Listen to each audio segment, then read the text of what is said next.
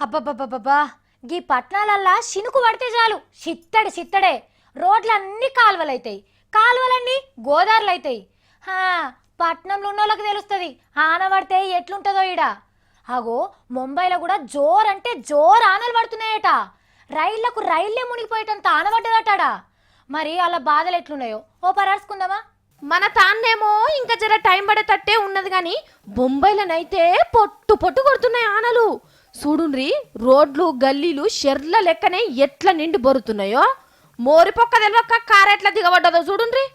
రైలు బండి నీళ్ళలో నడుస్తున్నది అనుకునేరు, కింద పట్టాలున్నాయి. స్టేషన్లన్నీ నీళ్లతో నిండే వరకు ఎక్కడి బండ్లను అక్కడనే ఆపేసిండ్రు. ఇక బస్సులు ఆటోలైతే అన్ని బంద్ పెట్టి ఇండ్లలో కూర్చొని గరం బఠానీలు బుక్కుకుంటా దౌడలు ఎచ్చగా చేసుకుంటున్నారట జనాలు. ఎగ్గా ఈ 2 దినాల సంధి కొడుతున్న ఆనలకు బడి పోరగాన్లకు మళ్ళా సెలవులు వచ్చినట్టే అయింది. ఇక సగం మంది అయితే ఆఫీస్లో పోవుడు కూడా బంద్ పెట్టిండ్రు. గంట కూడా గర్వీయకుండా ఇయ్యర కొడుతున్న ఆనలకు జనాలైతే కింద మీద అవుతున్నారు. కూరగాయలో పాలో తెచ్చుకుందామన్నా గర్వీయకపోయేసరికి సర్కార్ పులిహోర ప్యాకెట్లు వంచుతున్నది. కానీ గంత పెద్ద పట్నంలా అవే మూలకు జాలతలేవట. ఆడాడ తంబాలు కూలిపోయి కరెంటు కూడా రాకుంటైంది.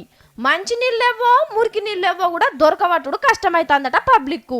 ఇంకా 2-3 దినాలు గిట్లనే ఉండేటట్టున్నది అక్కడ పరిస్థితి చూస్తా అంటే.